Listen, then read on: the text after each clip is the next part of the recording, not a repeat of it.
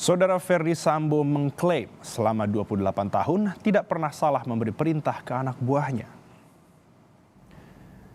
Saat menjadi saksi dalam persidangan, Ferdy Sambo mengungkapkan anak buahnya pasti menuruti perintah dari Ferdy Sambo, walaupun bertentangan dengan aturan.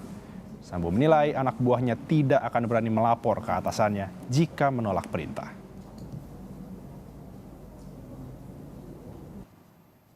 Kami di kepolisian kalau menolak perintah saya, ya kalau berani dia lapor ke atasan saya. Kalau berani.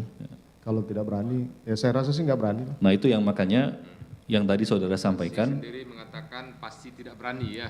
Ya itu yang tadi saudara sampaikan, makanya dia bawahan. Kenapa tidak berani?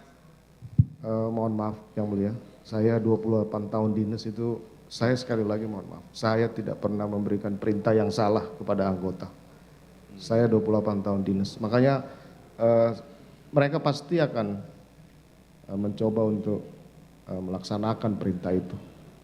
Walaupun perintah itu bertentangan dengan undang-undang atau aturan? Iya.